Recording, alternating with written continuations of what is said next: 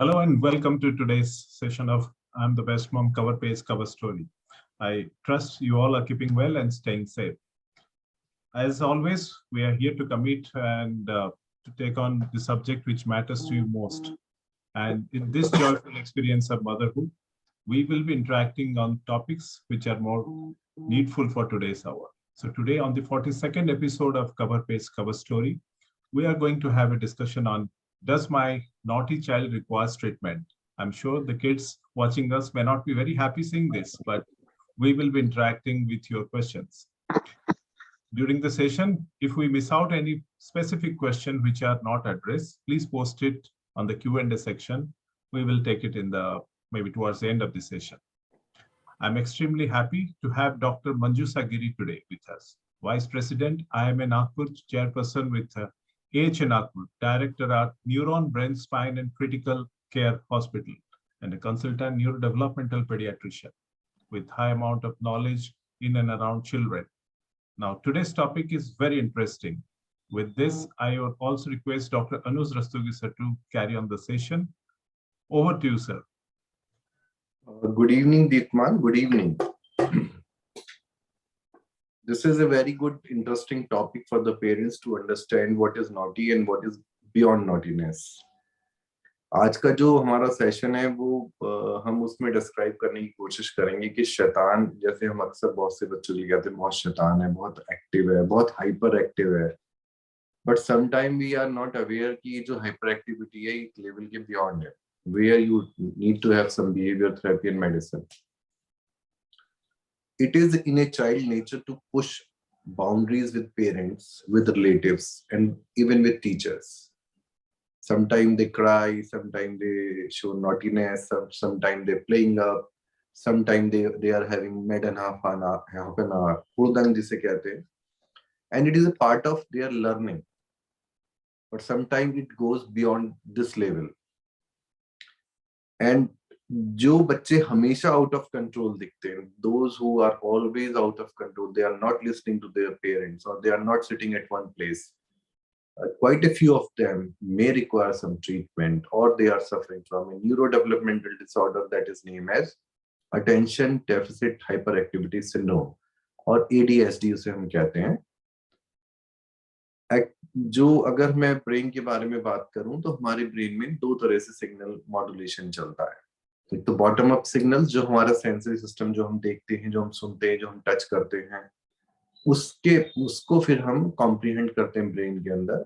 और उसके बाद टॉप डाउन सिग्नल्स आते हैं जो हमारी लर्निंग के हिसाब से, हमारे एम्बिशंस के हिसाब से, वो उन सिग्नल्स को हम मॉडिफाई करते हैं. जैसे कोई सामने वाला हमें देख के स्माइल कर रहा है तो हम उसे स्माइल करें, हेलो कहें या इग्नोर करें, ये सब टॉप डाउन हमारे सिग्नल्स हैं.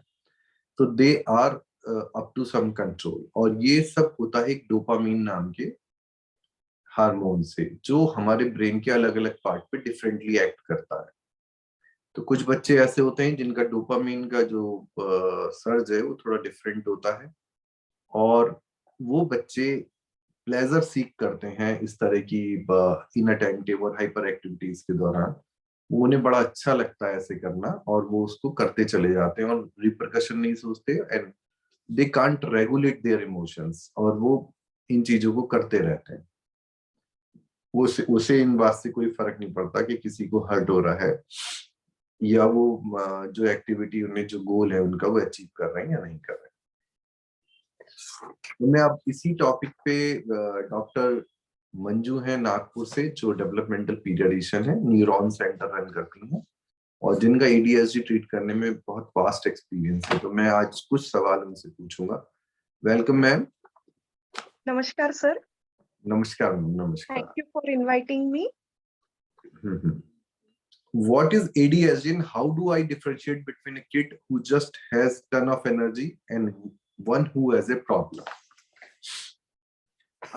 ADHD जो आपने ऑलरेडी बताया है कि attention deficit hyper activity disorder और टन ऑफ एनर्जी, दो चीजें हैं जिसमें हाइपर एक्टिविटी होती है. और ADHD में तीन प्रकार के सिम्टम्स होते हैं, तीन तरह के सिम्टम्स होते हैं: attention deficit, hyper activity and impulsivity. ये 3 तरह के सिम्टम्स, 3 तरह के कैटेगरीज में नंबर ऑफ सिम्टम्स होते हैं। और कुछ बच्चे ऐसे होते हैं कि जो बहुत चुलबुले होते हैं, लेकिन उनका अटेंशन स्पैन भी अच्छा होता है, कंसंट्रेशन भी अच्छा होता है, एंड वो कोई काम करने दे तो वो अच्छे से कर पाते हैं। और एडीएचडी के बच्चों में वर्किंग जो अपना आउटकम होता है या लर्निंग कैपेसिटी जो रहती है, कहीं कहीं पे कम हो जाती है ड्यू टू उनकी जो रूटीन लाइफ है वो हैम्पर होती है due to their symptoms. This is a major difference between hyper active ADHD child and a ton of energy child, जिसमें सुपर चाइल्ड जो हम कहेंगे। ये मेन डिफरेंस होता है कि प्रोडक्टिविटी उनकी कम होती है एडीएचडी में। ये चीज आपने ऑलरेडी बताया है कि अटेंशन रहती है एडीएचडी में। ये चीज आपने ऑलरेडी बताया है कि अटेंशन रहती है एडीएचडी में। Right, ma'am, right. Are there symptoms of ADHD I might not know about as a parent if I ask you? Are there symptoms which are not noticed by me or by other parents? ADHD में routinely जो symptoms होते हैं, set of symptoms है जो DSM-5 criteria में describe किए हुए हैं, जैसे इनअटेंटिव, इम्पल्सिव, एक जगह पे नहीं बैठना, चाहे वो स्कूल हो या घर हो या और कोई जगह हो, 2-3 जगह पे कहीं पे भी जाए तो बच्चा नहीं बैठता है। लेकिन कुछ सिम्टम्स ऐसे होते हैं कि जैसे बच्चा रात में भी ठीक से सो नहीं पाता है। There are some sleep disturbances in this children जो नोटिस नहीं किया जाता है, जो एडीएचडी बच्चों में होता है। जस्ट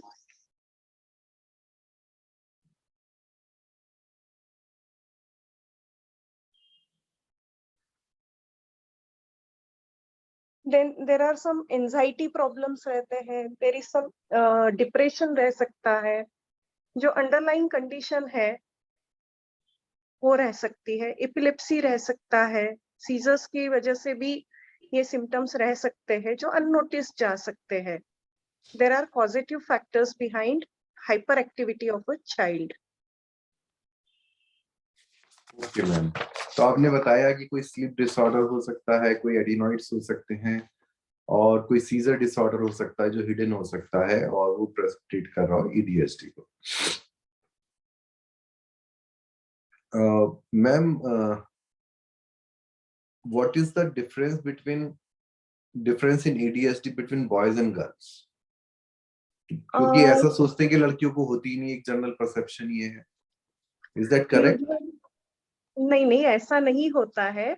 यूजुअली जो देखा गया है, जो स्टडीज हुई है, उसमें जो बताया गया है कि बॉयज में एडीएचडी ज्यादा मात्रा में पाया जाता है और गर्ल्स में कम मात्रा में पाया जाता है। यानी अगर 4 बॉयज में 4 लड़के अफेक्ट हो रहे हैं तो उनके पीछे 1 लड़की, 4:1 रेशियो रहता है बॉयज एंड गर्ल्स के एडीएचडी में। एंड बॉयज के जो सिम्टम्स होते हैं, दे आर एक्सटर्नलाइजिंग सिम्टम्स, जैसे हाइपर एक्टिविटी, इम्पल्सिविटी, एग्रेशन, ये बॉयज में देखा जाता है। और लड़कियों में जो देखा जाता है वो इंटरनलाइजिंग सिम्टम्स होते हैं, जैसे इनअटेंटिवनेस जो रहता है और वो अपने आप में रहते हैं। इन अटेंशन वाला पार्ट गर्ल्स में ज्यादातर देखा जाता है। बॉयज और गर्ल्स दोनों ही अफेक्ट होते हैं और यूजुअली हाइपर एक्टिव होने की वजह से जल्दी कैच कर लेते हैं, क्योंकि वो हर जगह डिस्टर्ब करते हैं। पेरेंट्स को भी परेशानी होती है, टीचर्स को परेशानी होती है, इसलिए ज्यादातर उनका डायग्नोसिस जल्दी हो पाता है। सो ये तो आपने बताया कि इन अटेंशन, जैसे फॉर एग्जांपल अगर एक बच्चा क्लास में बैठा है लड़की और वो खिड़की की तरफ देखे जा रही है और खो गई, मतलब वो खिड़की की तरफ देखते देखते और टीचर क्लास ले रही है, पढ़ा रही है और बच्चे का उसकी तरफ ध्यान नहीं दिया, तो उसको इनअटेंशन बोलेंगे हम। मैम कोई और एग्जांपल ऐसा कॉमन दे सकती है जिससे पेरेंट्स और इन्वॉल्व हो जाए? इनअटेंशन के एग्जांपल जैसे क्लास में टीचर ने कुछ लिखने के लिए दिया है, कोई क्वेश्चन लिखने दिया है या कुछ बोर्ड पे से कॉपी करने के लिए कहा है या कोई चीज लाने के लिए कही है, कि कल घर से आते हुए ये चीज लेके आना या कोई लेसन पढ़ के आना, तो ये चीज बच्चे भूल जाते हैं। यूजुअली बाकी के भी बच्चे भूलते हैं क्योंकि उनको पढ़ना नहीं होता है, लेकिन स्पेसिफिकली ये बच्चों में ज्यादातर हम देखते हैं। और अगर हमने एक पैराग्राफ लिखने के लिए दे दिया तो वो 2-4 लाइन बीच में की छोड़ के आ सकते हैं। सो ये ज्यादातर मात्रा में ये ज्यादातर हम देख सकते इनअटेंशन हो गया है, हैं। This is inattention, right? Yes. What are the common complaints of parents about their children, those who are suffering from ADHD? जैसे मैंने बताया आपको कि 3 पार्ट्स में हम डिवाइड करते हैं एडीएचडी को, hyper active, impulsive and inattentive. ठीक है, सो इनअटेंटिव जो होते हैं उसमें हम जो कह रहे हैं तो बच्चे सुनते नहीं। ऐसे लगता है कि पेरेंट अगर कोई कमांड देता है तो बच्चा सुन ही नहीं रहा है, उस चीज को ओबे नहीं करता है। यूजुअली क्या होता है, 2 या 3 बार अगर बच्चे को कहा जाए या कभी कभी एक बार में भी बच्चा उस चीज को फॉलो करता है, कमांड को फॉलो करता है। लेकिन इनअटेंटिव में बच्चा फॉलो नहीं करता है या उसको बार बार कमांड देनी पड़ती है, इंस्ट्रक्शंस उसको बार बार देने पड़ते हैं। जैसे पानी का ग्लास लेके आ जाओ, तुम 4 बार बोलना पड़ेगा तब पानी का ग्लास लेके आएंगे बच्चे। Then frequently losing pencils, pencil या पेन है या उनकी जो चीजें है वो इधर उधर रख के भूल जाते हैं या मिस कर देते हैं, स्कूल में भूल के आ जाते हैं। कोई भी उनको काम देते हैं तो वो काम वो पूरा नहीं कर पाते हैं। सपोज हमने 2-3 इंस्ट्रक्शन एक साथ दिए कि वो रूम से जाके कोई चीज लेके आ जाओ, तो वो रूम में तो चले जाएंगे लेकिन कौन सी चीज लानी है वो भूल जाएंगे, वो वापस वैसे ही आ जाएंगे। सो ये चीज उनमें देखी जा सकती है। और अगर हमने उनको 2-3 काम करने के लिए दिए तो हर काम वो अधूरा अधूरा छोड़ सकते हैं, कोई भी काम पूरा नहीं करेंगे, वो एक एक्टिविटी से दूसरे एक्टिविटी पे जंप करने लगते हैं। देन इजीली डिस्ट्रैक्ट हो जाते हैं। अगर हमने घर पे उनको होमवर्क करने के लिए दिया है तो वो इजीली, अगर कोई मेहमान आ जाता है, कोई फोन आ जाता है, पेरेंट्स अगर बात करने लगते हैं तो वो इधर उधर देखना शुरू कर देते हैं और उनका ध्यान नहीं रहता है। देन हाथ और पैर के ऐसे मूवमेंट्स हमेशा चलते रहते हैं। चेयर में बिठा दिए तो भी एक जगह पे नहीं रहेंगे, कहीं शादी ब्याह में जाते हैं वहां पे भी कहीं पे बैठा दिए तो ध्यान नहीं रखेंगे। बहुत ज्यादा बात करते हैं, इररिलेवेंट भी होती है कभी कभी वो बातें, अननेसेसरी बात करते हैं, ये भी चीज होती है। ऑलवेज ऐसे जैसे उनके पैर में चक्कर लगा हो, उस तरीके से वो घूमते रहेंगे। इवन ओपीडी में तो मैंने ऐसे भी बच्चे देखे हैं कि वो दीवार चढ़ जाते हैं विदाउट एनी सपोर्ट। एक कॉर्नर अगर उनको दे दिया तो वो ऊपर छत तक पहुंच जाते हैं, इतने हाइपर एक्टिव बच्चे होते हैं, चीजें डिस्ट्रॉय कर देते हैं। ये बहुत सारी चीजें होती है जो बच्चे करते हैं और जिसकी वजह से पेरेंट्स परेशान होते रहते हैं। And then they will come to us. And what are common complaints of teachers about these children? जैसे वो पेरेंट्स के लिए नोट्स भेजती हैं तो क्या कॉमन कंप्लेंट्स वो भेजती हैं जिससे एक डाउट होता है कि there is something wrong with the child? सबसे मेन एक कंप्लेन होती है कि आपका बच्चा क्लास में बैठता नहीं है। दूसरी कंप्लेन होती है कि बाकी बच्चों को डिस्टर्ब करता है, बातें करते रहता है। तीसरी कंप्लेन जो होती है कि इसको कोई भी काम दो पूरा नहीं करता है, क्लास के बाहर घूमने के लिए पहले तैयार रहता है। चौथी कंप्लेन रहती है कि अगर टीचर ने कोई क्वेश्चन पूछा है और वो बच्चा इम्पल्सिव है तो उसकी टर्न आने की वो राह नहीं देखेगा, वो बीच में ही जवाब देने के लिए कूद जाएगा। इस तरीके की जो क्लास डिस्टर्ब हो सकती है, बाकी बच्चे जिसमें डिस्टर्ब हो सकते हैं, इस तरीके की कंप्लेंट्स आती है। और होमवर्क कंप्लीट नहीं होता है, ये भी एक मेन कंप्लेंट रहती है टीचर्स की। Right, right. And what are the common complaints of peers? जो उनके साथ के बच्चे, उनकी क्या कंप्लेंट्स होती हैं? डिस्टर्ब करते हैं, कोई भी काम उनको भी नहीं करने देते, नॉटी है ना। तो कहीं ना कहीं बच्चे अगर खेल रहे हैं तो ये जाके बीच में दूसरा ही कुछ काम कर देंगे जिस वजह से उनका भी गेम या उनकी भी स्टडीज डिस्टर्ब हो जाएगा। डिस्टर्ब हो जाता है, और उस वजह से वो उनको इंक्लूड भी नहीं करना चाहते हैं, यूजुअली वो अवॉइड करते हैं बाकी के बच्चे इन बच्चों को। ये मेन कंप्लेन होती है। Right, ma'am, right. And what causes this? What is the cause of ADHD? क्यों हो जाता है ऐसा? There are multiple theories behind this ADHD, जिसमें से आपने एक ऑलरेडी बताया है कि डोपामिन का जो थ्योरी है, ब्रेन में अल्ट्रेशन होता है, जो केमिकल्स का अल्ट्रेशन होता है, ये एक थ्योरी है। देन दूसरा जो है बायोलॉजिकल फैक्टर्स होते हैं। अगर फैमिली में किसी को ADHD है तो जेनेटिक हो सकता है कि पुराने जमाने में जैसे इसका डायग्नोसिस नहीं होता था, और जब हम पेशेंट आता है तो हम पूछते हैं फैमिली में कोई है क्या, या इसके फादर कैसे थे, इसके ग्रैंडफादर कैसे थे, तब वो थोड़े बहुत ट्रेट्स हमें पता चलते हैं कि हाँ, कि ये फैमिलियल कंडीशन हो सकती है, दैट इज जेनेटिक हो सकता है। Any stress factor during pregnancy और एनी हैबिट्स ड्यूरिंग प्रेगनेंसी, जैसे स्मोकिंग है, अल्कोहल है और ड्रग इनटेक है, that also can cause ADHD। और एनवायरमेंटल फैक्टर्स जैसे फूड एडिटिव्स है, आजकल बच्चे पैकेट बंद चीजें खाते हैं, उसमें कलर्स यूज करते हैं, एडिटिव्स यूज करते हैं, दैट कैन, शुगरी फूड्स होते हैं, मीठी चीजें ज्यादा खाते हैं, तो उस वजह से भी हो सकता है। देन लेड, आर्सेनिक, जो पेंट खाते हैं बच्चे, दीवार खरोच के भी कुछ बच्चे खाते हैं, तो उस पेंट में जो लेड वगैरह होता है उसकी वजह से भी ADHD का प्रॉब्लम हो सकता है। और हमारे हॉस्पिटल में जो हेड इंजुरी के बच्चे आते हैं after trauma, they also present like ADHD children.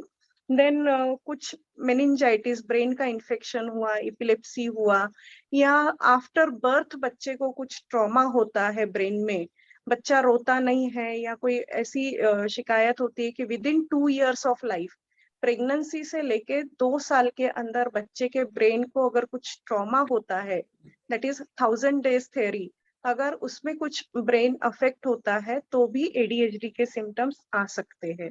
There are multiple reason, but कोई भी ऐसे 100% श्योर शॉट प्रूवन नहीं है उसके पीछे।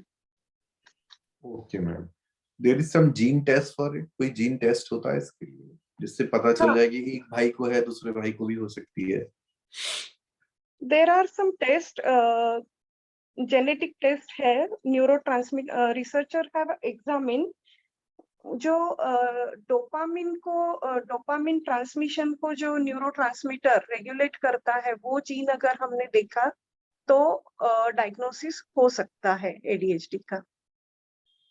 बट बाय एंड लार्ज जैसा कि आपने बताया कि जो ADHD का जो डायग्नोसिस है वो क्लिनिकल है या स्कोरिंग क्लिनिकल है, सिस्टम पे है, वो उसके लिए कोई ब्लड टेस्ट या MRI? हम नहीं MRI करते में हैं। अगर रिसर्च के हिसाब से देखें तो इट इज फाउंड कि their brain is 5% shorter than the normal brain. जो यस, प्री फ्रंटल कॉर्टेक्स होता है, जो ब्रेन का एग्जीक्यूटिव फंक्शन करता है, ब्रेन का जो हिस्सा सारे डिसीजन लेता है, वो थोड़ा सा छोटा होता है। बट उसके आधार पे आप किसी को ADHD नहीं कह सकते। ADHD दिस नहीं इज कह सकते। This is totally a clinical diagnosis, और कम से कम ये बताया जाता है कि सिम्टम 6 साल तक, 6 महीने तक होने चाहिए। Before that you can say it is ADHD। और 2-3 सेटिंग, मतलब 3 सेटिंग में से 2 सेटिंग्स में होने चाहिए, जैसे यस, स्कूल में, फ्रेंड्स के बीच में, और या पेरेंट्स के साथ। तो ये 3 पेरेंट्स के, तरह की सेटिंग होती है बच्चों की। यस, तो इसमें से 2 सेटिंग्स के 2 अंदर ये सेटिंग्स सिम्टम्स में होने होना चाहिए। चाहिए। सो डियर पेरेंट्स, अब इस बैकग्राउंड के साथ हम कुछ केस डिस्कशन करेंगे मैम के साथ, और कुछ केस विग्नेट हैं जिसमें मैं कुछ बताऊंगा कि पेरेंट्स का क्वेश्चन है, और उसमें फिर मैडम हमें एक्सप्लेन करेंगे उनको। सो एक पेरेंट कहते हैं, ma'am my question is regarding my 3.8-year-old kid who is very active but speaks only words, not sentences like other kids. He can't sit for 5 minutes, always try to do something like throwing things, disturbing elder brother, always run here and there, don't listen to us, make house so messy and laugh, मतलब सामान फेंक के खुश होता है। Even he try to run towards lift as we are in society. We always tell him that it is not safe, but he did not listen to us, did not afraid of anything. when he throw things, we tell him very calmly, don't do this, then he don't listen. If we slap him, he also shows his anger and try to hit back. What to do so that he listen to us and understand what is safe for him, what is good or bad? Please advise. Basically ये जो case में है कि parents ने एक जगह पे बताया है कि इफ वी स्लैप हिम, यहाँ पे कहीं ना कहीं थोड़ा सा पेरेंट्स का भी एग्रेशन दिख रहा है. और just a minute, I will take those points also again with me.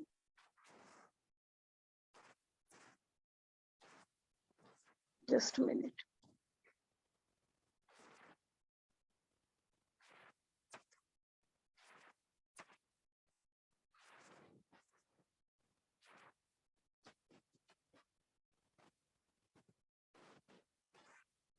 So this child is not able to speak properly. He is speaking only few words, and he is aggressive child. Okay, and he is one of the twin. Okay, and in such condition, we have to teach that child regarding socialization skills, and parents can be a good role model. Parents ने role model की तरह behave करना है और उनको सिखाना है. जैसे थेरेपीज में होता है कि यूजुअली क्या होता है कि दो सेम एज ग्रुप के बच्चे हैं, तुम ये बनो मैं वो बनता हूँ, और कौन कैसे बिहेव करता है, ये चीज हमें सिखानी है. साथ ही साथ एग्रेशन इतना ज्यादा है तो हमें काउंसलर की भी हेल्प लेना जरूरी है. और काउंसलर की अगर हम हेल्प लेते हैं प्रॉपरली, तो देर आर सम मेडिकेशंस जिससे बच्चा थोड़ा सा काम हो जाएगा, और वो काम होने के बाद हम उसको थेरेपी में डाल सकते हैं, या उसको कोई एक्टिविटीज हम ऐसे दे सकते हैं जिससे वो बता सके, अपने फीलिंग्स एक्सप्रेस कर सके. साथ ही साथ वो बच्चा अगर ठीक से बात नहीं कर रहा है, हो सकता है कि उसको जो कहना है बच्चे को वो बता नहीं पा रहा है, उसके फीलिंग्स वो बता नहीं पा रहा है, तो ऐसे बच्चे को हम स्पीच थेरेपी भी देते हैं. मैम, जब हम ADHD की बात करते हैं तो दो वर्ड्स बहुत कॉमनली एनकाउंटर है, emotional regulation and executive functions. तो ये एग्जीक्यूटिव फंक्शंस क्या है, इमोशनल रेगुलेशन क्या है, और ADHD से कैसे रिलेट कर सकते हैं? इमोशनल फंक्शन में बच्चे यूजुअली एडीएचडी वाले जो होते हैं वो अपने इमोशंस ज्यादातर ठीक से बता नहीं पाते हैं. उनको कितनी भी चोट लग जाए, पेरेंट्स की कंप्लेंट होती है कि ये एक्सप्रेस नहीं करते हैं, इसको फर्क नहीं पड़ता है. और एग्जीक्यूटिव फंक्शन में कि उनको कोई हम एक्टिविटी देते हैं तो वो ठीक से प्लान करके उसको कर नहीं पाते, because they are so much impulsive. So ऐसे बच्चों को हमें थोड़ा सा एक्टिविटीज जैसे ड्राइंग है, कलरिंग है, पेंटिंग है, डांस है, म्यूजिक है, इस तरफ अगर हम डालेंगे जिसमें उनका सोशलाइजेशन भी होगा, और कोई एक्टिविटीज उनको करने के लिए हम देते हैं, तो वो आगे चल के ज्यादा अच्छे से काम कर पाएंगे. और जो भी हमें काम उनको बताना है एग्जीक्यूटिव फंक्शन में, तो हमें उसको छोटे छोटे टुकड़ों में बांट के बताना है. एक ही जैसे दूसरे रूम से जाके कोई चीज लेके आनी है कबर्ड से खोल के, तो हमें उनको बताना पड़ेगा कि पहले वो रूम में जाओ, देन कबर्ड खोलो, एंड देन वो चीज लेके फिर वापस आओ. So we have to divide the task in small small parts, जिसकी वजह से वो प्रॉपरली काम कर पाएंगे. And then we have to appreciate them also. वो काम होने के बाद जब हम अप्रिशिएट करते हैं, तब वो रिपीटेशन ऑफ दैट वर्क होते जाएगा एंड एक्टिविटी होती जाएगी.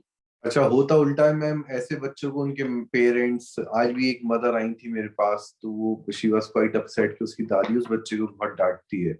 तो आपका मैसेज ये कि we should try to find out some good work done by the child and we should appreciate it, क्योंकि बच्चा कुछ तो अच्छा करता ही है ना सारे दिन में. तो पेरेंट्स को चाहिए कि उसके अच्छे कामों को पकड़ के उसकी तारीफ करें, जिससे वो और अच्छा करने के लिए प्रमोट हो. यानी उसके राइट? पॉजिटिव एस्पेक्ट क्या है और निगेटिव एस्पेक्ट क्या है. पॉजिटिव को प्रमोट करें, निगेटिव को धीरे धीरे कम करते जाए, तो बच्चे में डेफिनेटली इम्प्रूवमेंट आएगा ही. मैम सेकंड क्वेश्चन है, my child is 7.8 year old. He was good at studies till last year, but this year his school performance and focus on academics is going down. He's hyperactive since childhood and his father had similar complaint in his childhood. जैसे हमने अभी पहले causes of ADHD में discuss किया था कि ADHD genetic भी हो सकता है और फादर के भी सिमिलर कंप्लेंट्स है, लेकिन अभी जो कोविड एरा है, अगर कोविड एरा में हम देखेंगे तो काफी सारे बच्चों का स्कूलास्टिक परफॉर्मेंस डिक्रीज हुआ है जो प्रॉपरली कंसंट्रेट नहीं कर पा रहे हैं, so that can be one of the reason. लेकिन अगर फादर में कंप्लेंट है तो it might be genetic and we have to compare with other symptoms, और कितने दिनों से सिम्टम्स हैं वो देख के हम डायग्नोस करके उसको आगे थेरेपी में हम डाल सकते हैं। कोई एक जनरल स्कोर, वंडरबिल्ट स्कोर सिस्टम या कुछ ऐसा गूगल पे अवेलेबल है जिससे पेरेंट्स खुद थोड़ा स्कोर करके कहीं ओरिएंट तो हो जाएंगे, हाँ इसमें कुछ प्रॉब्लम है बच्चे में? सर DSM-5 के जो क्राइटेरिया है उसमें अगर आप देखेंगे तो अगर बच्चा 17 साल के नीचे है तो 6 और मोर देन 6 सिम्टम्स है तो it is diagnosed as ADHD, and more than 17 years है तो वो इट इज डायग्नोस्ड एज 5 से ज्यादा सिम्टम्स होते हैं तो डायग्नोस्ड एज ADHD। तो DSM-5 क्राइटेरिया अवेलेबल है नेट पे या वो परचेज करना अवेलेबल है, अवेलेबल है। Okay okay. So another question is, my child is 13-year-old and one thing I and his mother observed that he gets very active if he will have sugary food. When he was young and we are restraining him from sweet, and instead of forming a habit of eating sugar free, rather he has started eating more sugar rich food. Please advise how we should manage him. क्या ऐसा है sugar खाने से ADHD हो जाती है?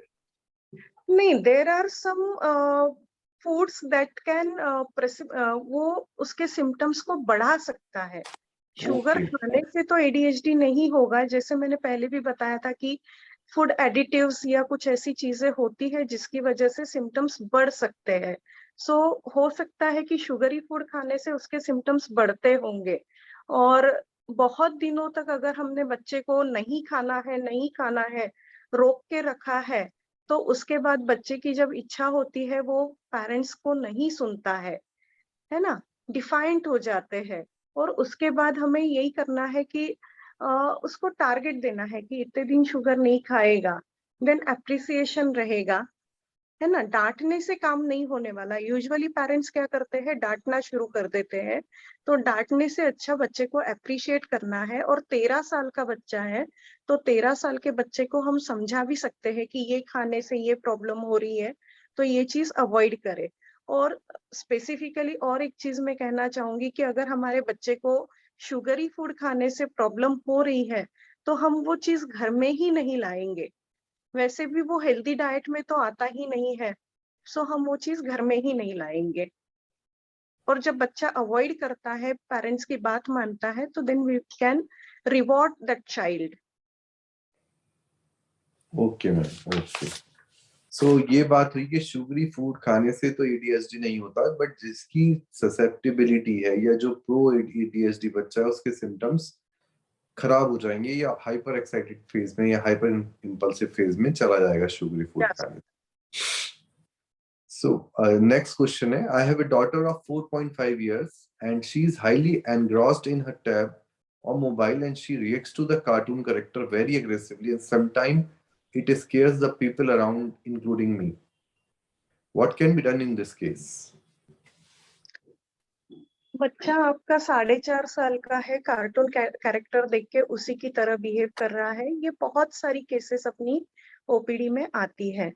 सबसे पहले तो हमें बच्चे का ये देखना है कि कार्टून देखने से बच्चा अगर वैसे बिहेव कर रहा है और टीवी देखने से ADHD नहीं होता है। ये पहले चीज हमें ध्यान में रखनी है। दूसरी चीज जो है, हमें स्क्रीन टाइम जो है बच्चे का लिमिट करना पड़ेगा। जो IAP के क्राइटेरिया है उसमें तो छोटे बच्चों के लिए हम स्क्रीन टाइम नहीं बोलते हैं। आजकल जो हम देखते हैं कि बच्चा खाना नहीं खा रहा है, मोबाइल दे दिया, बच्चा डिस्टर्ब कर रहा है, मोबाइल दे दिया, और उसमें बच्चा क्या देखने लगता है और उस तरीके से बिहेव करने लगता है। तो सबसे पहले मोबाइल का टाइम हमें धीरे-धीरे कम करना है। साइमल्टेनियसली बच्चे को हमें दूसरी एक्टिविटीज में एंगेज करना है। कुछ कलरिंग, सॉर्टिंग या और भी कोई एक्टिविटीज है, प्ले गार्डन में लेके गए, उसके साथ के बच्चों के साथ उसको खेलने लगाए। तो ये चीजें धीरे धीरे, जैसे मोबाइल का एक्सपोजर कम हो जाएगा तो उसके सिम्टम्स भी कम हो जाएंगे कार्टून के, और बच्चा बाकी के सोशलाइज करेगा तो बच्चा बेटर वे में आगे बढ़ पाएगा। अब बिल्कुल ठीक कह रही है मैम। बहुत सी बार ऐसा होता है कि हम पे बच्चों के पेरेंट्स आते हैं और कई बार पेट दर्द के लिए उनकी कंप्लेंट रहती है। तो मैंने एक दो बार साइकोलॉजिस्ट की हेल्प ली तो उन्होंने ट्रेस करके बताया कि बच्चा नूबी की नकल करता है क्योंकि उसमें कार्टून कैरेक्टर नूबी है, उसके पेट में दर्द रहता है। तो बहुत सारे बच्चे उसे देख के उसे सिमुलेट करते हैं। एक्चुअली आजकल क्या हो गया है, मोबाइल एक बेबी सिटर की तरह हो गया है। सो पेरेंट्स ने भी ध्यान रखना है कि it's a gadget, cartoon character और ये जो चीजें बच्चे देख रहे हैं, और ये बेबी सिटर नहीं है। आपके काम करने के लिए आप बच्चे के हाथ में इंस्ट्रूमेंट नहीं दे सकते हैं। ये पेरेंट्स को भी ध्यान में रखना पड़ेगा। बट आज की मदर ये कहती है कि खाता ही नहीं है मोबाइल के बिना। तो और उन्हें समझाना भी बहुत मुश्किल है कि ये शॉर्ट टर्म गेन के लिए ये लॉन्ग टर्म नुकसान क्यों कर रही है। स्पेसिफिकली लर्निंग में भी प्रॉब्लम आ सकती है ना उसकी वजह से आगे चल के, वो फिर बात और ही नहीं सारी करेगा, एनर्जी कन्वर्सेशन ही नहीं होगा तो फिर लर्निंग भी डिफेक्टिव हो जाएगी। डिफेक्टिव हो जाएगी, और सारी एनर्जी अगर मोबाइल में यूज कर लेंगे तो बाकी क्रिएटिविटी एंड लर्निंग कैसे कर पाएंगे बच्चे। राइट, सोशलाइजेशन भी अफेक्ट हो जाता है। इफेक्ट हो जाता है जी। My neighbor's child is very naughty as he doesn't talk more words at the age of 3 but comes and slap my daughter of 2 years every time. I and his parents scolded him so many times but nothing is helping out and my daughter has developed phobia of going out of our flat. दोनों बच्चों के बारे में बताइए आप। एक तो डर गया और एक ने डरा दिया। एक्चुअली ये चीज मेरी बेटी के साथ भी होती थी बहुत बार स्कूल में, कि एक बच्चा जो है उसको बार बार आके पनिश करता था। जब वो हम लोग लखनऊ से इधर शिफ्ट हुए थे, बार बार हमने कोशिश की, लेकिन एक ही चीज कर सकते हैं कि सारे दोनों पेरेंट्स मिलके, अगर हम बच्चे को तो नहीं समझा सकते क्योंकि बच्चा बहुत ही छोटा है, और वो किस वजह से मार रहा है वो भी हमें नहीं पता। बहुत सी बार कैसे होता है कि एक डिस्प्लेस्ड एंगर नाम की भी चीज होती है, जो घर में उसको पिटाई होती होगी तो वो आके इसको पीट देता होगा, ये भी चीज हो सकती है। और दूसरी चीज ये है कि हमें उसको समझाना पड़ेगा कि ऐसे नहीं मारते हैं, और वो जब नहीं मारेगा तो उसको अप्रिशिएट करना है। अदरवाइज दूसरी चीज ये कर सकते हैं कि अगर वो मारता है तो उसके जो चीजें हैं हमें विड्रॉ करनी पड़ेगी, यानी मतलब पनिशमेंट जो है, जो जो प्रिविलेज दिए हुए हैं आपने वो हटाने हाँ, पड़ेंगे। वो हमें विड्रॉ करने पड़ेंगे। साथ ही साथ हमारी बच्ची को भी हमें समझाना पड़ेगा कि उससे दूर रहे, और हमें बच्चे के साथ जाके फिर धीरे धीरे उनकी फ्रेंडशिप बढ़ानी पड़ेगी। एक तरफ वो बच्चे को हमें सुधारना है, दूसरी तरफ हमारे बच्चे को भी एक्सटर्नलाइज हमें करना है। अदरवाइज हमारा जो ये बच्चा है, छोटा बच्चा जो मार खा रहा है, तो वो हर जगह डरता रहेगा। राइट तो राइट। दोनों चीजें हैं। जी जी जी। I have twins, boy and a girl of 4.2 years, and my son is having normal milestones. But the daughter has been diagnosed with autism. If I give more time to my daughter, my son is getting emotional about the fact mom is giving less attention to him. Then lately he has started screaming in front of mirror whenever he is alone. Please suggest simple and quick solution to him. Usually देखा जाता है कि घर में अगर एक बच्चा special child है तो बाकी के बच्चे या बाकी की फैमिली अफेक्ट होती है। हो सकता है वो बच्चे को ऐसा लगता होगा कि मेरी मम्मी ये दूसरे अपने सिबलिंग को, भाई या बहन को ज्यादा प्यार कर रही है, उसको ज्यादा ध्यान दे रही है और मेरी तरफ ध्यान नहीं दे रही है।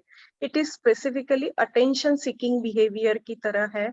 और उसको ऐसा लगता होगा कि जैसे ऑटिस्टिक चाइल्ड है तो वो स्क्रीम करता है, तो उसको लगता होगा कि मैं भी स्क्रीम करूंगा तो भी मेरे पेरेंट्स मेरी तरफ ध्यान मेरी देंगे। तरफ ध्यान देंगे। This can be a reason behind that child's behaviour.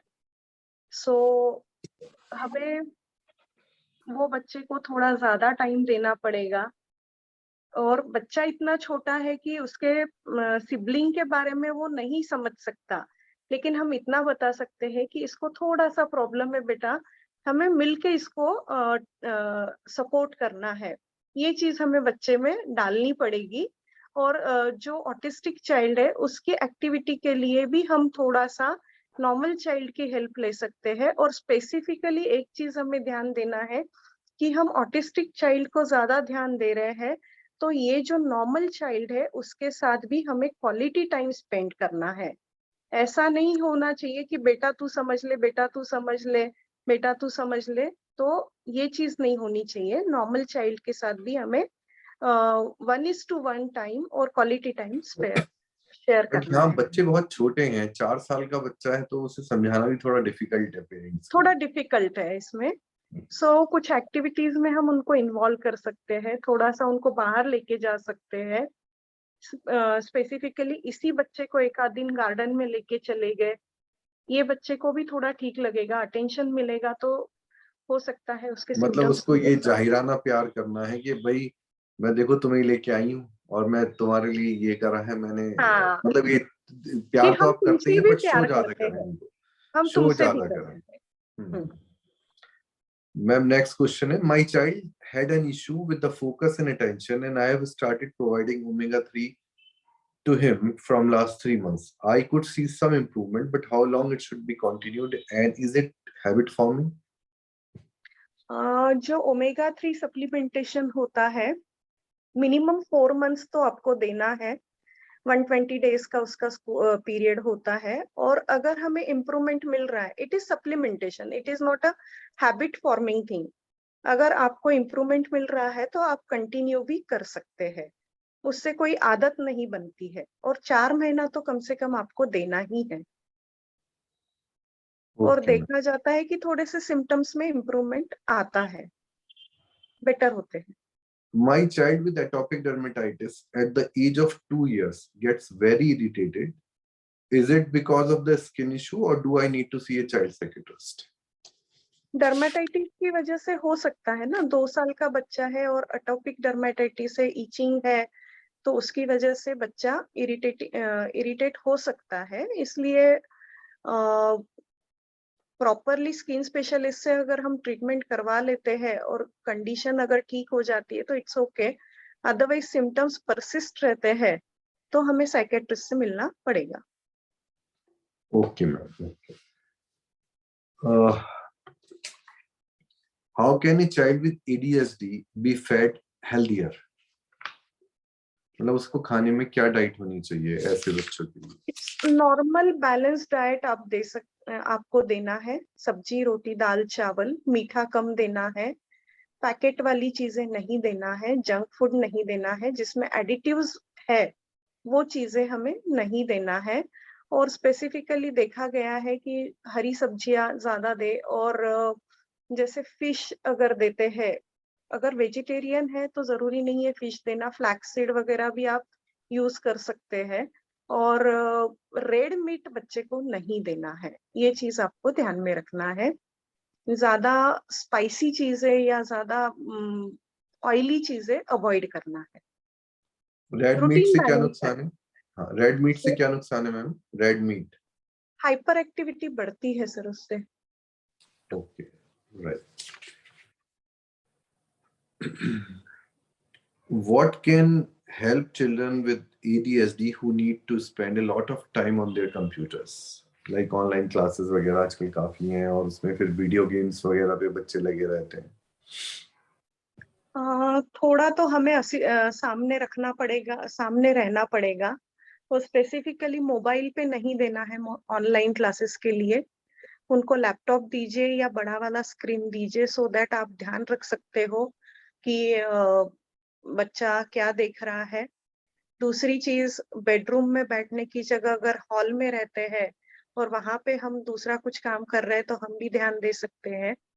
ज्यादातर बच्चे पूरा टाइम ये बैठ नहीं सकते हैं क्लासेस अटेंड करने के लिए, तो उनके लिए छोटे छोटे क्लासेस में डिवाइड कर सकते हैं हम, क्योंकि 45 मिनट्स पूरा नहीं बैठ सकते हैं ये बच्चे।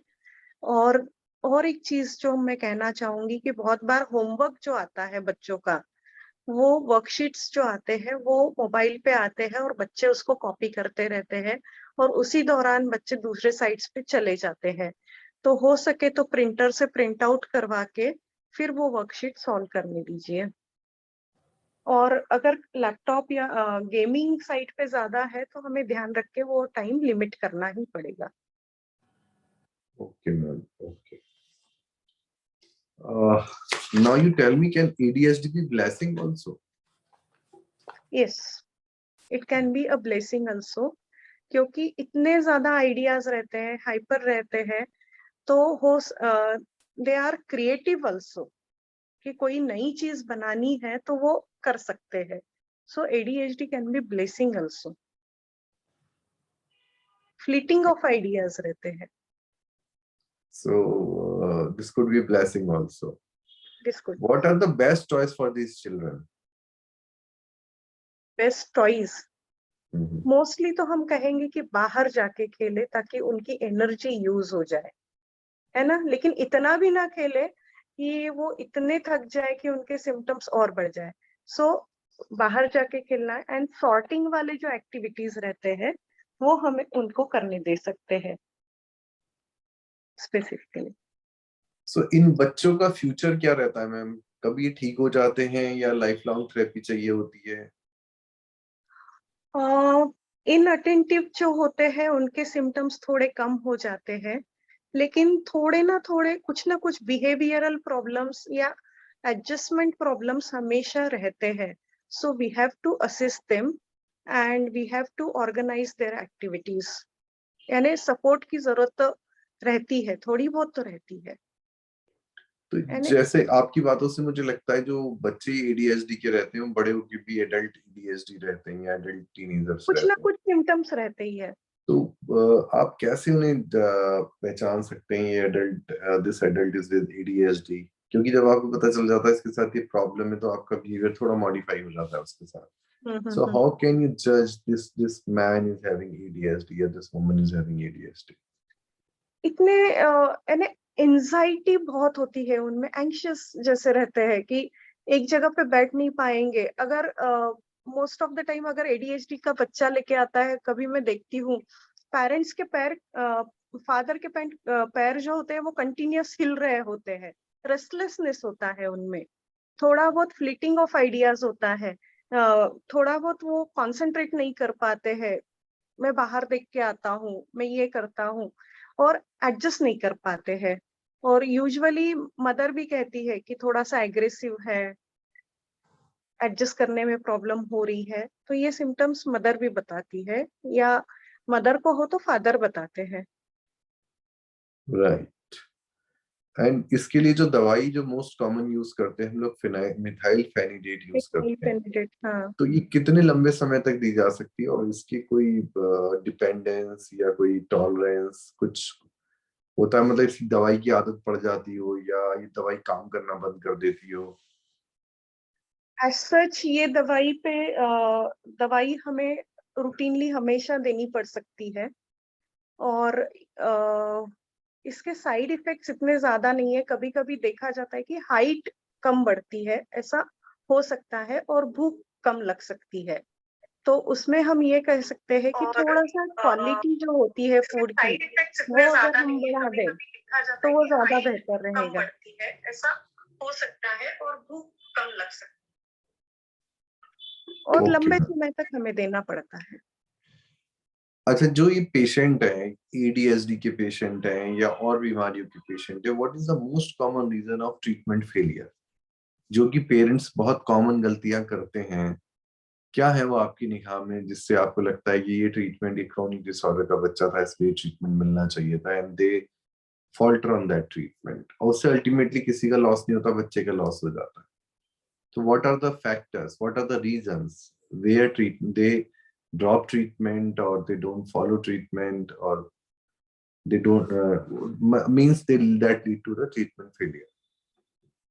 सबसे पहली बात होती है कि पेरेंट्स जब डायग्नोस होता है डिनायल मोड में रहता है कि हमारे बच्चे को कुछ हो ही नहीं सकता. ठीक है, मेडिसिन हम शुरू करते हैं, जब तक बच्चा मेडिसिन लेता है या जब तक बच्चा थेरेपी लेता है तब तक सिम्टम्स बेटर रहते हैं. फिर बाद में कभी तो भी उनको कोई और कुछ कहता है और उसके बाद ट्रीटमेंट जब वो बंद करते हैं तो फिर से सिम्टम्स लेके वो आते हैं. यूजुअली मेडिसिन के साइड इफेक्ट से लोग डरते हैं, तो मैं लोगों से यही कहना चाहूंगी कि एज सच इन दवाइयों के कुछ ज्यादा साइड इफेक्ट्स नहीं है. रादर अगर आप दवाई नहीं देते हैं या आप थेरेपी नहीं देते हैं तो बच्चे की लर्निंग पे और बाकी लाइफ स्किल्स पे असर पड़ सकता है, कम्युनिकेशन स्किल्स पे, सोशल स्किल्स पे फर्क पड़ सकता है. So we have to continue this treatment. दूसरा एक रहता है कि अगर हमारे सबब्स के हैं तो पेरेंट एजुकेशन जो है उनके लिए भी बहुत जरूरी है. सबसे पहले हमें पेरेंट का एजुकेशन ही करना है कि ये बीमारी जो है ये जाने वाली नहीं है, ये लंबी चलने वाली है और इसकी ट्रीटमेंट हमेशा चलने वाली है. यूजुअली मेरे पास जो पेशेंट आते हैं तो मैं उनको कहती हूँ, डायबिटीज अगर आपको होता है या किसी को डायबिटीज होता है तो उसको क्या चीज लगती है? दवाई भी लगती है, कसरत भी लगती है ना, और डाइट मॉडिफिकेशन भी लगता है. और डायबिटीज कभी जाता है क्या? नहीं जाता है. वैसे ही एडीएचडी के बच्चे को भी दवाई भी लगती है, थेरेपी भी लगती है, डाइट मॉडिफिकेशन भी लगता है और लाइफ में भी कुछ सिंपल सिंपल चीजें हमें फॉलो करनी पड़ सकती है और वो हमें करना है. ये जाने वाली बीमारी नहीं है, ये हमेशा रहने वाला प्रॉब्लम है. हमें इसको मॉडिफाई ही करना है विद थेरेपी एंड ट्रीटमेंट. यही एक मैसेज मैं देना चाहूंगी. Thank you ma'am, thank you. Deepman ji, मेरे सवाल खत्म हो चुके हैं, क्या कुछ सवाल आपके पास हैं? Yeah, thank you, Dr. Manjusha, and thank you, Dr. Anu, sir. Lot of questions, and I believe very relevant for the parents. Still, we have a couple of questions on other social media. Dr. Manjusha, there is a question from Deepthi Agarwal. She's asking, which we have also covered, but for others' benefit, is there any questionnaire from where we can fill up and can come to know about the disorder? जैसे मैंने बताया था कि DSM-5 criteria है और दूसरा ADHD scale जो होती है वो हम करवा सकते हैं. डायग्नोसिस के लिए क्वेश्चनर भरवा सकते हैं. Right. Then Mohit is asking, ma'am, can a parent behavior can? Okay, the question probably how the behavior can affect to the parents on ADHD. Definitely उनकी जो पर्सनल लाइफ है, उनका जो सोशलाइजेशन है, सब कुछ अफेक्ट होता है. इवन फाइनेंसेस भी अफेक्ट होते हैं. प्लस पेरेंट्स के एक्सपेक्टेशन होते हैं बच्चे से जो फुलफिल नहीं हो पाते हैं, तो कहीं ना कहीं उनमें भी फ्रस्ट्रेशन बढ़ता है. डिप्रेशन भी रह सकता है कि आगे चल के हमारे बच्चे का क्या होगा, क्या फ्यूचर होगा. ये सारी चीजें रहती है पेरेंट्स में भी. इवन उनके जो दोनों के रिलेशंस है वो भी कहीं ना कहीं स्ट्रेंड हो सकते हैं, हस्बैंड वाइफ के भी. Right. तो इसमें दीपमान जी मैं एक बात ऐड करना चाहूंगा कि जो लोग परेशान है इस बात से या जिनके बच्चों को प्रॉब्लम है, तो उनके लिए एक बहुत लाउड एंड क्लियर मैसेज है, अवर ब्रेन इज प्लास्टिक. आप किसी भी एज पे शुरू करो, वो प्लास्टिक है. प्लास्टिक मीन्स उसे मोल्ड करा जा सकता है, उसे अगर प्रॉपरली यूज करा जाए तो उसे चेंज करा जा सकता है. और हमारा ब्रेन किसी और मसल की तरह, जैसे हार्ट और जैसे हमारी मसल्स हैं, बॉडी बिल्डिंग करके मसल्स बनाते हैं, एरोबिक एक्सरसाइज करके हार्ट की हेल्थ मेंटेन करते हैं, ऐसे ही अगर हम ब्रेन को प्रॉपरली यूज करेंगे तो इसको बेटर करा जा सकता है.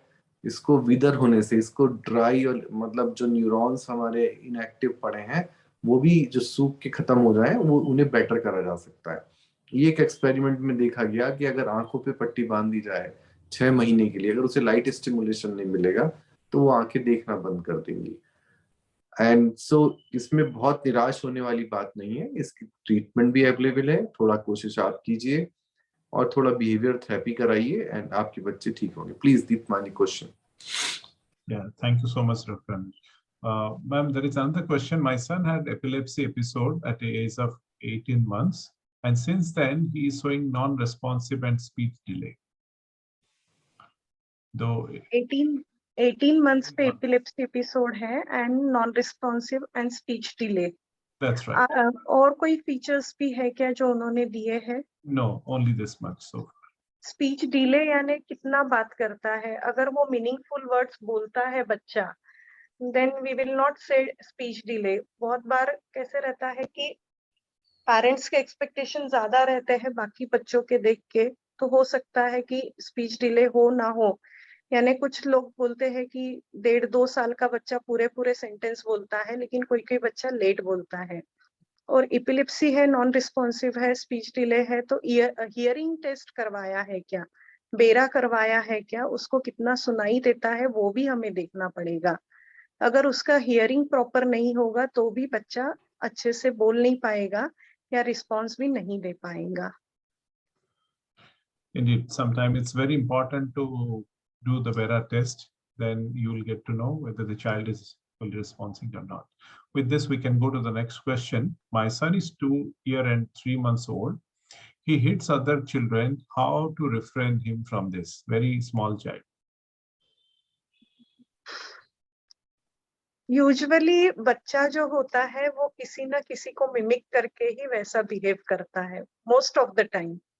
सो आपको पहले देखना पड़ेगा कि घर में कुछ ऐसा हो रहा है क्या, या बहुत बार पेरेंट्स डिसिप्लिन लगाने के लिए बच्चे को कभी कभी लगा देते हैं एक आधी. तो ऐसा भी अगर कुछ हो रहा होगा तो पहले हमें चेंज होना पड़ेगा, और फिर बच्चा क्या कहना चाहता है उसको अच्छे से सुनिए, उसकी बात सुनिए, उसकी समझिए और उसको थोड़ा सा फिर समझाइए. और जो उसको आप कुछ रिवॉर्ड्स दे रहे हैं या कुछ चीजें दे रहे हैं, जैसे अगर तुमने अब उसको मारा तो मैं तुम्हारी फेवरेट जो कार है वो 1 दिन के लिए यूज नहीं करने दूंगा, ये अगर हम बताते हैं तो हो सकता है बच्चा धीरे धीरे मान जाए. मेरे ख्याल 1 दिन के लिए कुछ बच्चों के लिए काफी नहीं है. आप काफी नहीं मैंने होता है. एग्जांपल बोला था मार्बल इन जार. आप कुछ मार्बल के पीस इकट्ठे कर लीजिए और एक जार रख लीजिए. जब वो बच्चा आपके जो भी आपने उसे डिसिप्लिन करने के लिए या जो भी ऑर्डर दिए हैं वो कंप्लाई करता है, अच्छा काम करता है, तो एक मार्बल उठा के उस जार में डाल दीजिए. जहाँ 10-20 मार्बल्स का टारगेट रखिए और धीरे धीरे इस टारगेट को बढ़ाइए. जब 20 मार्बल्स जार में हो जाते हैं तो कार उसकी रिलीज कर दीजिए. तो ये धीरे धीरे आप बिहेवियर मॉडिफिकेशन कर सकते हैं. आप ये करने से नहीं कर पाएंगे कि इंजेक्शन लगवा देंगे और पुलिस को बुला लेंगे. इस तरह की बातों से कोई फायदा नहीं. Absolutely. Sir, there is a question. I may request Dr. Anuj sir to answer this. Do kids with autism spectrum also have ADHD?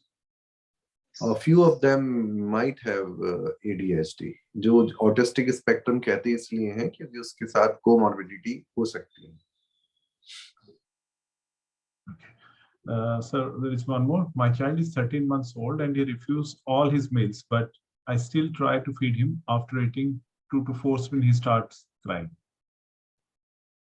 देखिए, मैं सब पेरेंट्स को यही समझाता हूँ, मेक देम इंडिपेंडेंट. जितना हमारा खिलाने का दायित्व है उन्हें, उतना उनका खुद के लिए खाने का भी दायित्व है. और आजकल बच्चे देखा ये जाता है कि जर्नली एक आम आदमी भी 40-50 रुपए का सामान बाजार से बच्चों को खरीदने देता है. वो चाहे चिप्स की फॉर्म में हो, चाहे बिस्किट की फॉर्म में हो या कुरकुरे की फॉर्म में हो. एंड वो बच्चे उससे उनकी जो अर्ज है भूख की वो सेटिस्फाई हो जाती है और वो टॉय में लगे रहते हैं, अपने खेलने में लगे रहते हैं, तो वो प्रॉपर मील्स नहीं लेते. अगर आप मील टाइमिंग फिक्स रखेंगे और मील टाइम फैमिली टाइम होगा तो देयर आर मोर चांसेस बच्चे जो है बैठ के खा लेंगे. अगर आप जबरदस्ती उन्हें खिलाएंगे तो विड्रॉन फेज में चले जाते हैं और फिर नहीं खाना चाहते. बोलने में भी फर्क पड़ जाता है बच्चों को. With this, I may suggest anybody who has not received the e-copy of I'm the Best Mom. It's a beautiful book written by Dr. Anuj Jasu. It's available at imthebestmom.com. Sir, there is one more question. My 7-year daughter is the only child, very active, restless, and talkative. Possibly, we started our discussion with this. She's bright and doesn't have any concentration problem. Can we consider it's ADHD? Ma'am, I don't think, because her concentration is good and she is achieving her goals properly. No, doesn't have any concentration. Doesn't have any concentration. So, but restless भी है, concentration भी नहीं है, और talkative है. Very active. This restless. can be. This can be. This can be.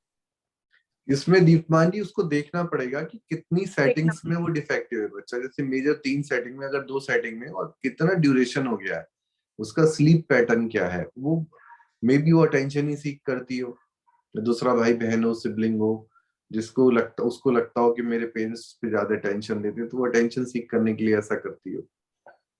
तो इतना बहुत जल्दी हम एक डायग्नोसिस पे जंप नहीं करना चाहिए हमको, and we should have a patience and we should give time to the doctors. जैसा कि मैंने बताया, ट्रीटमेंट फेलियर की मोस्ट कॉमन रीजन यही है कि we are always in hurry, और यह हमें एकदम से लगने लगता है दवाई दी जा रही है, इसकी आदत पड़ जाएगी। तो जब डॉक्टर बुलाएं तब जाना चाहिए बेस्ट ऑफ द ट्रीटमेंट के लिए। Right. Thank you so much, and we had a wonderful last 1 hour understanding more about the challenges which the parents are facing. With this, I must say thank you so much, Dr. Manjusha Giri, for your valuable time today, and Dr. Anusa, thank you so much for being a great host. Thank you, Deepman. Thank you, Dr. Manjusha. Thank you so much, all our attendees today. Have a wonderful night. Thank you. Good night. Bye. Good night. Good.